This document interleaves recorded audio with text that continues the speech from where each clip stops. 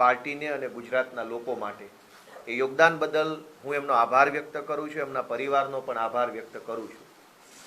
અને આજે એમનો આભાર માનતા એક ખેદ વ્યક્ત કરવો છે કે આજે જ્યારે રાજુભાઈ અમારી સાથે નથી, આમ આદમી પાર્ટી સાથે નથી, એ વાતનું દુઃખ તો છે અને છે જ, પણ એના કરતાં પણ 1000 ગણું વધુ દુઃખ આજે રાજુભાઈનો ચહેરો અને શબ્દો જોઈને મને થયું છે. મેં રાજુભાઈને હંમેશા મારી બાજુમાં બેસીને બોલતા, માઇકમાં મંચ ઉપર એક સાથે અમે બેઠા હોઈને બોલતા સાંભળ્યા છે.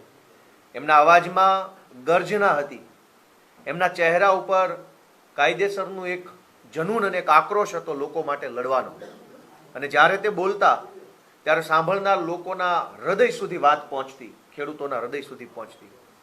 પણ આજે તેઓ જે બોલતા હતા એ શબ્દો એમના હૃદયમાંથી નહીં, સ્ક્રિપ્ટમાંથી આવતા હોય એ પ્રકારના શબ્દો હતા. જે શબ્દોમાં કોઈ દમ નહોતો, વજન નહોતો, એ શબ્દોમાં કોઈ તાકાત નહોતી.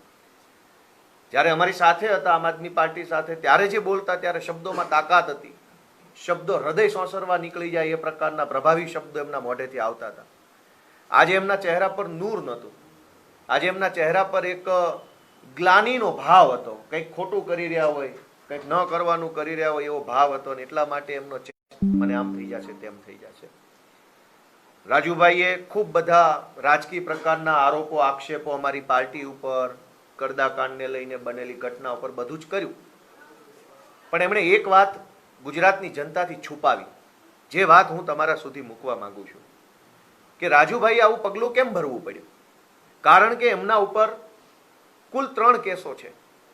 2022ની વિધાનસભાની ચૂંટણીમાં એફિડેવિટ કર્યું, એમાં એમણે 3 કેસોનો ઉલ્લેખ કર્યો છે.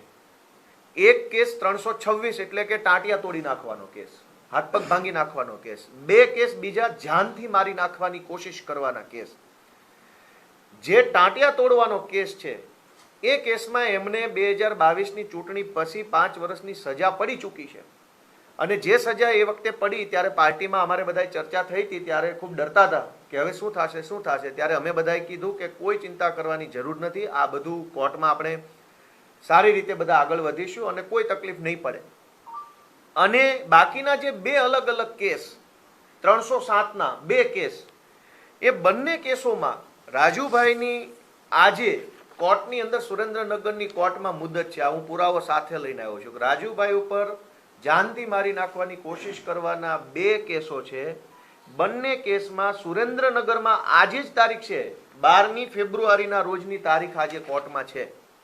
અને કોર્ટમાં શું થવાનું હતું આજે અહીંયા લખ્યું છે, ફાઇનલ આર્ગ્યુમેન્ટ, આખરી નિર્ણય આજે સુરેન્દ્રનગરની સેશન્સ કોર્ટમાં 12મી ફેબ્રુઆરીએ રાજુભાઈ કરપડા, જો અહીંયા આરોપીના નામ લખ્યા છે, ભૂપતભાઈ જીલુભાઈ, ઓરુભાઈ જીલુભાઈ, રાજુભાઈ મેરમભાઈ કરપડા, બાવકુભાઈ અને રામકુભાઈ, આ 5 આરોપી ઉપર જે કેસ છે એ કેસનું સુરેન્દ્રનગરની અદાલતમાં આજે આખરી નિર્ણય થવાનો હતો.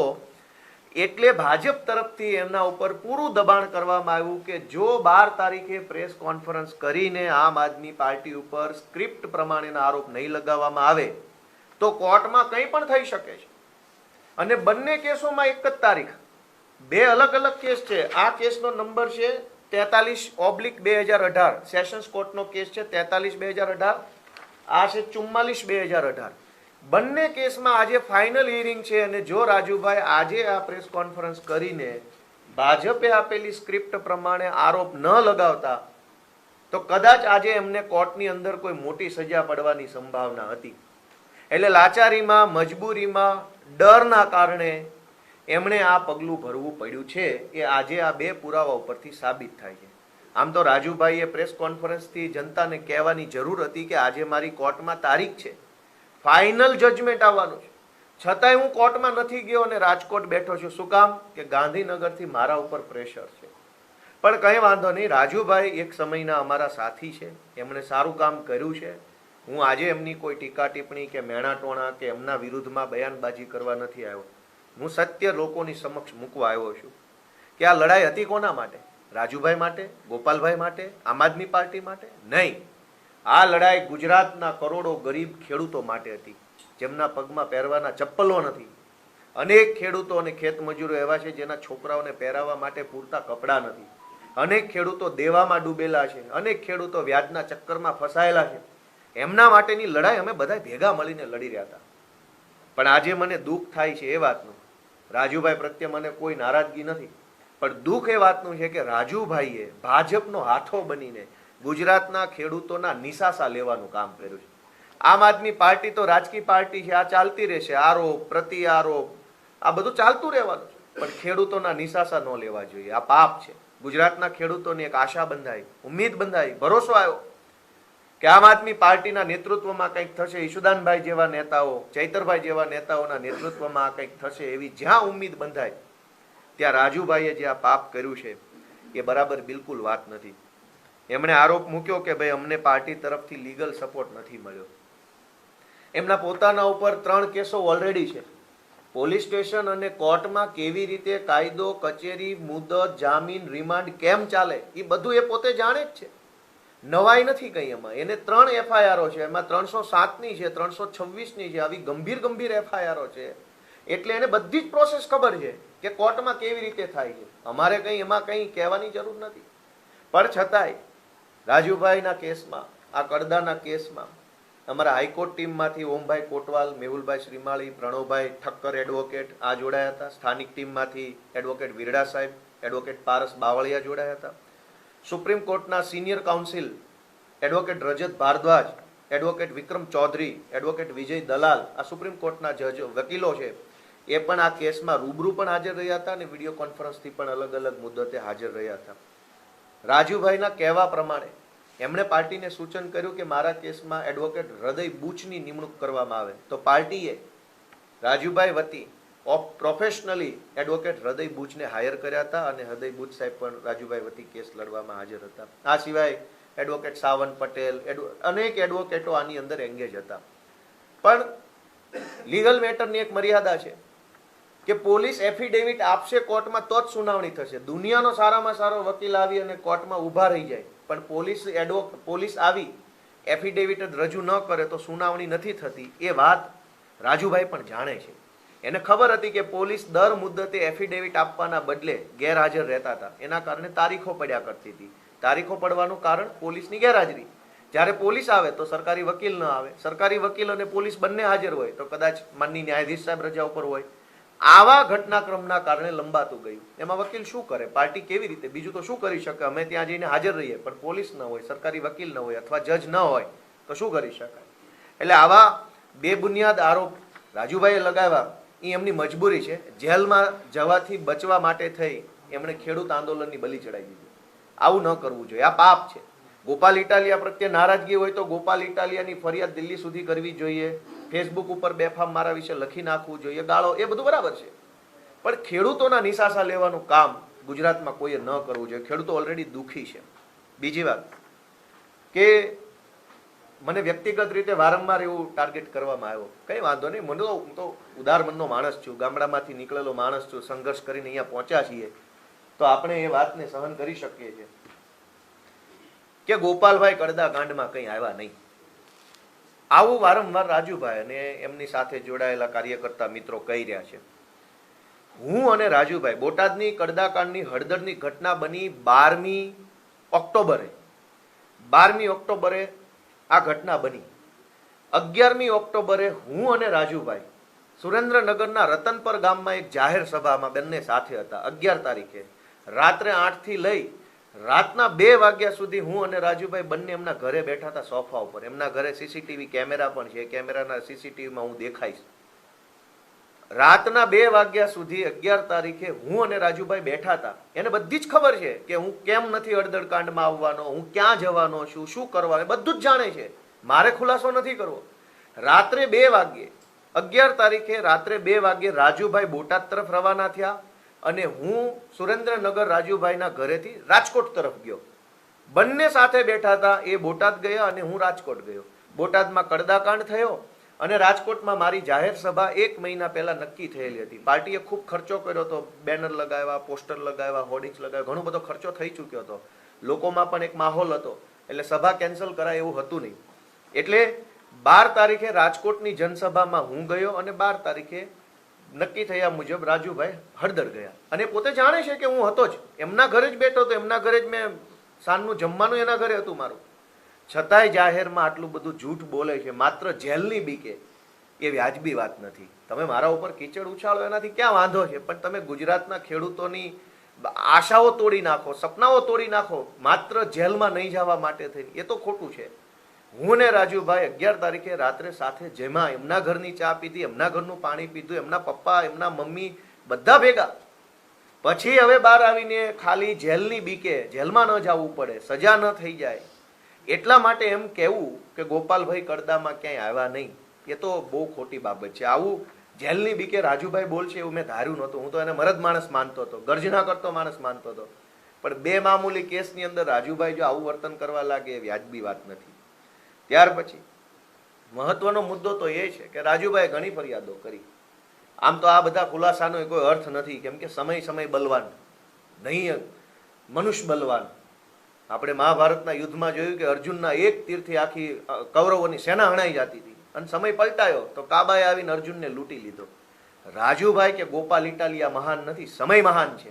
આ ગુજરાતના કરોડો લોકોએ આમ આદમી પાર્ટીને પ્રેમ આપીને પાર્ટી મોટી બનાવી છે. કોઈ એક વ્યક્તિથી કાંઈ થતું નથી. ગોપાલભાઈથી ના થાય ને પ્રવીણભાઈથી ના થાય. પણ જેલમાં માત્ર રાજુભાઈ નહોતા, જેલમાં અમારા પ્રદેશ ફ્રન્ટલ અધ્યક્ષ પ્રવીણભાઈ રામૈયા હતા, જેલની અંદર અમારા પોરબંદર લોકસભાના ઇન્ચાર્જ મહેશભાઈ કોટડિયા હતા, જેલની અંદર અમારા સૌરાષ્ટ્ર ઝોનના સંગઠનના ઇન્ચાર્જ રાજુભાઈ બોરખતરિયા હતા, જેલની અંદર અમારા પ્રદેશ ઓબીસી મોરચાના અધ્યક્ષ પિયુષભાઈ પરમાર હતા. અમારા પ્રદેશ કક્ષાના 10 નેતાઓ જેલમાં હતા. 10 માંથી 9 ને કોઈ ફરિયાદ નથી, લીગલ સેલની, પાર્ટીની, સંકલનની, કેન્દ્રીય નેતૃત્વ, 9 લોકોને કોઈ કમ્પ્લેન નથી. માત્ર રાજુભાઈને જ કમ્પ્લેન છે. શું કામ? રાજુભાઈને એટલે કમ્પ્લેન છે કે રાજુભાઈ ઉપર આજે સુરેન્દ્રનગરની કોર્ટમાં ફાઇનલ આર્ગ્યુમેન્ટ થવાની છે. જો રાજુભાઈ ગોપાલ ઇટાલિયા પર આરોપ ન લગાવે તો જેલની સજા પાક્કી છે. આ લઈ અહીંયા final argument Surendranagar session court, case number 44/2018 અને એનું પ્રિન્સિપાલ ડિસ્ટ્રિક્ટ સેશન જજ, એમાં આરોપી નંબર 3 તરીકે રાજુભાઈ. માત્ર જેલમાં જવાથી બચવા માટે થઈ ગુજરાતના કરોડો લોકોનો વિશ્વાસ તોડવો એ બહુ મોટું પાપ છે. આ સિવાય મહત્વની બાબત, આ તો બોલીએ તો કાદવ ઉછાળીએ એવું લાગે, પણ કહેવું જરૂરી છે કે અમે એ જાણીએ છીએ કે રાજુભાઈને 31 તારીખે જેલની અંદર કયા આઈપીએસ અધિકારી કેટલા કલાક મળ્યા અને શું ચર્ચા કરી એની પાક્કી વિગત છે જ મારી પાસે. અને રાજુભાઈ ગાંધીનગરમાં ગૃહમંત્રીને કયા રોડ ઉપર કયા બંગલામાં કેટલા વાગ્યે મળ્યા એ પણ વિગત છે. એટલે રાજુભાઈએ કોઈ મહાનતા બતાવવાની જરૂર નથી. મહાનતા તો ગુજરાતના ખેડૂતોની છે કે રાજુભાઈ જેવા માણસને આટલી બધી એને પ્રસિદ્ધિ આપી. અને બદલામાં રાજુભાઈ શું કર્યું? ગાંધીનગરમાં ગૃહમંત્રી સાથે ગુપ્ત બેઠકો કરી પોતાના કેસનો સોદો કરી લીધો. આ સુરેન્દ્રનગરની સજામાંથી બચવાનો સોદો કર્યો અને ગુજરાતના ખેડૂતોનો જે અવાજ છે એનો સોદો ગાંધીનગરમાં કરવાનું કામ કર્યું છે. આ સોદો બિલકુલ વ્યાજબી નથી. રાજુભાઈનું એવું કહેવાનું છે કે પાર્ટીએ અમે જેલમાં ગયા તો અમારા માટે કોઈ પ્રયત્ન ન કર્યો. હળાહળ જૂઠ બોલવાની પ્રેક્ટિસ ભાજપમાં જોડાતા પહેલા જ રાજુભાઈને આવડી ગઈ, એ બહુ સારી બાબત કહેવાય. કેમ કે હવે એમનો રસ્તો ભાજપ તરફ છે. જૂઠું બોલતા શીખવું પડે, જૂઠું બોલે તો જ ત્યાં મોટા હોદ્દા મળે એ સમજી ગયા છે. કેમ કે ગુપ્ત મિટિંગ ગાંધીનગરમાં હર્ષ સંઘવી અને રાજુ કરપડાની થઈ છે અને એની હજડબમ માહિતી છે મારી પાસે. અમારે બોલવું નથી. આઈપીએસો મળવા આવ્યા છે જેલમાં, એ માહિતી છે ક્યાંથી ક્યાં. કેમ કે આજકાલ કંઈ છાનું રહેતું નથી, આજકાલ બધું જાહેર થઈ જાય છે. સૌથી પહેલા રાજુભાઈ કરપડાના સમર્થનમાં અને રાજુભાઈને જેલમાંથી વહેલી તકે મુક્ત કરવામાં આવે એવી માંગણી સાથે અરવિંદ કેજરીવાલ, ભગવંત માન, એક પૂર્વ મુખ્યમંત્રી, ચાલુ મુખ્યમંત્રી, 2 લોકો સુરેન્દ્રનગરની અંદર સાયલાની બાજુમાં એક જગ્યા ઉપર મોટી વિશાળ જનસભા કરી. આખા ગુજરાતને ખબર છે કે રાજુભાઈના સમર્થનમાં સુરેન્દ્રનગરમાં થઈ હતી. જો એ સભા રાજુભાઈના સમર્થનમાં ન હોત તો એ સભા ભાવનગરમાં હોત, તો એ સભા મહેસાણામાં હોત, તો એ સભા કચ્છમાં હોત. રાજુભાઈના આગ્રહથી રાજુભાઈના પરિવારનો સંપર્ક અને સંકલન કરીને એમણે સૂચન આપ્યું ઈ જગ્યા પર, ઈ લોકેશન પર, ઈ તારીખે સભા આયોજન કરી. પાર્ટીએ કરોડો રૂપિયાનો ખર્ચો કર્યો રાજુભાઈના સમર્થનમાં. સભા, સ્ટેજ, શમિયાણું, માઇક, મંડપ, ચા, નાસ્તો, વાહનો રાજુભાઈ માટે કરોડોનો ખર્ચો કર્યા પછી આજ માત્ર જેલમાં ન જવું પડે એટલા માટે આટલી મોટી પાર્ટીએ જે પ્રયત્ન કર્યો એ પ્રયત્ન ઉપર કીચડ ઉછાળવાનું કામ રાજુભાઈ જેવા માણસને શોભે નહીં. અમે તો માનતા હતા કે આ મરદ માણસ છે, એક નીડર માણસ છે, અમને તો એમ હતું કે આ લડાયક માણસ છે, ખૂબ આગળ જશે. પણ અમને એવી નથી ખબર કે આટલું હળાહળ જૂઠ બોલશે. આમ આદમી પાર્ટીએ કુલ 8 જેટલી કિસાન મહાપંચાયતો રાજુભાઈના સમર્થનમાં કરી. એમાં સુરેન્દ્રનગરમાં 31 ઓક્ટોબરે, ખંભાળિયામાં 9મી નવેમ્બરે, તાલાળાગીરમાં 11 નવેમ્બર, વ્યારામાં 23 નવેમ્બર, આંકલાવમાં 29 નવેમ્બર, પાલનપુરમાં 30 નવેમ્બર, અમરેલીમાં 7 ડિસેમ્બર અને રાપરમાં 14 ડિસેમ્બર. આટલી જનસભાઓ રાજુભાઈના સમર્થનમાં પાર્ટીએ કરી. પાર્ટીએ ખૂબ બધો ખર્ચો કર્યો, માઇક, મંડપ, ખુરશી, ચા, નાસ્તો, કેમેરા, બધા પાછળ ખર્ચો કર્યો. શું કામ? કે રાજુભાઈના નેતૃત્વમાં ગુજરાતના ખેડૂતોની જે લડાઈ ચાલે છે એ લડાઈ ગુજરાતના જન જન સુધી પહોંચે એ માટે અમે બધાએ પ્રયત્ન કર્યો. કેજરીવાલ સાહેબ રાજુભાઈ અને પ્રવીણભાઈને જેલમાં બંધ સાથીઓને મળવા માટે રાજકોટ આવ્યા અને રાજકોટ આવીને 2 દિવસ રોકાયા જેલ પ્રશાસન સાથે. મેં પોતે રાજકોટના એસપી સાથે, રાજકોટના કલેક્ટર સાથે, જેલના અધિકારી સાથે, રાજકોટ રીડર પીઆઈ સાથે મેં પોતે મારા ફોનથી વાત કરેલી છે જેલમાં મળવા બાબતે. ધરાહાર ન મળવા દીધા. અરવિંદ કેજરીવાલ સાહેબે ખૂબ પ્રયત્ન કર્યો મળવાનો, પણ ન મળવા દીધા. ત્યારબાદ હું પોતે રાજકોટ જેલ ગયો હતો, મને ન મળવા દીધો. પણ સાગરભાઈ અને અમારા મનોજભાઈ સોરઠિયા છે એ કે રાજુભાઈ અને પ્રવીણભાઈને જેલમાં મળવા ગયા પણ હતા અને મળ્યા પણ હતા. કુલ આખી ઘટનાનો સાર એટલો જ છે કે અમારા ઉપર રાજકીય કીચડ ઉછાળે એનો કોઈ વાંધો હોઈ ન શકે. કેમ કે એ તો હવે અમારી પાર્ટીમાં રિવાજ થઈ ગયો છે કે જે માણસે પાર્ટી છોડવી હોય ને ભાજપમાં જવું હોય એટલે ગોપાલ ઇટાલિયા વિશે 4 હલકા શબ્દો બોલી નાખે એટલે બધાને એમ લાગે કે નહીં ગોપાલ ખરાબ છે ને આ માણસ સારો છે.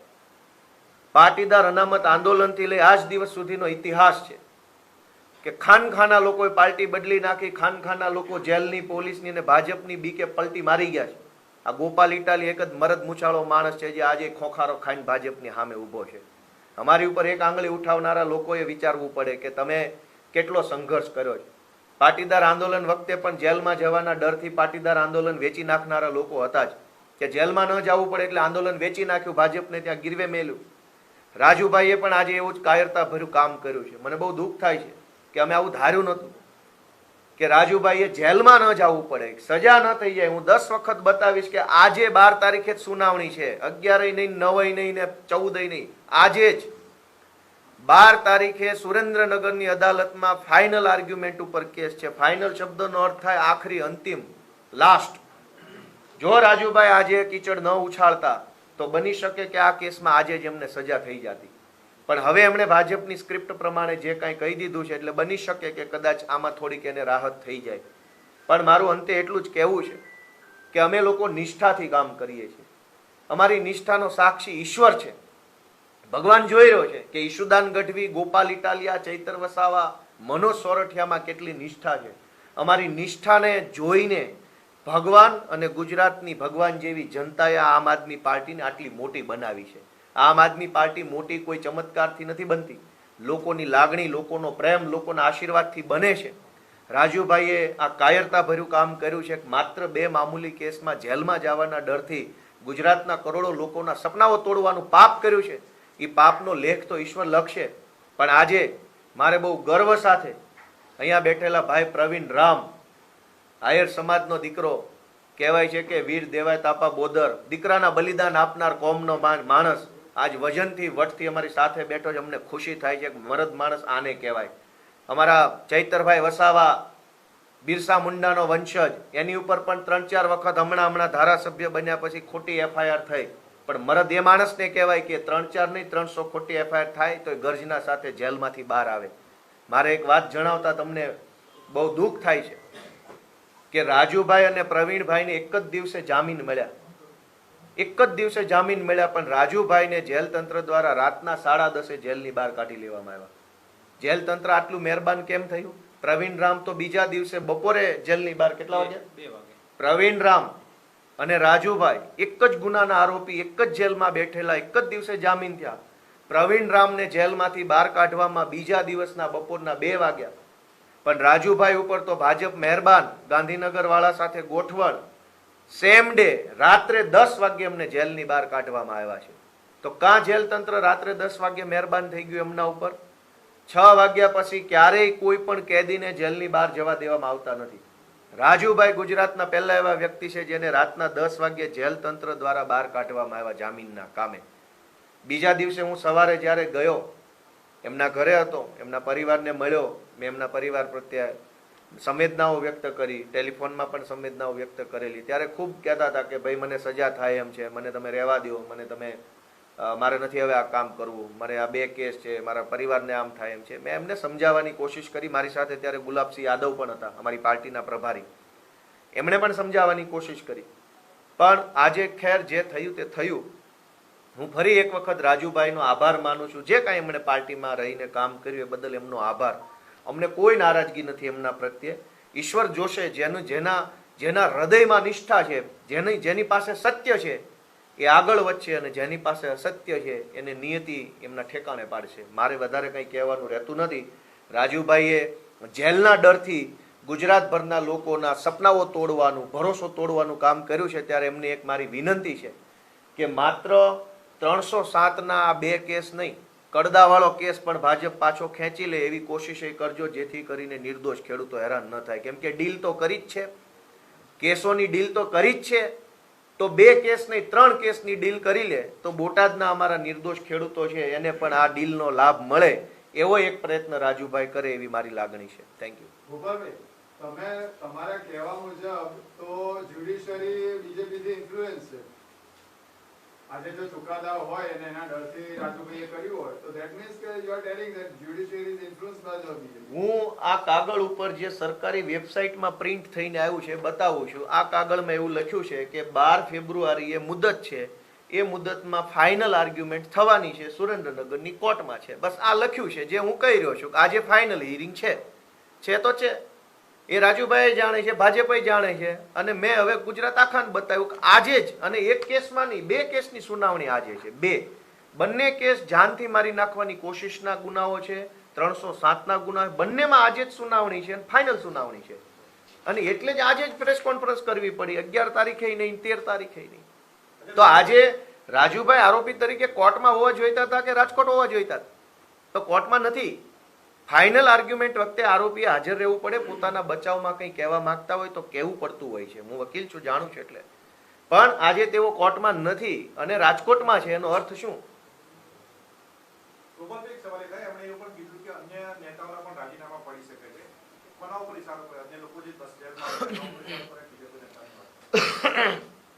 કોઈનું કઈ રાજીનામું બાજીનામું કઈ પડવાની વાત નથી.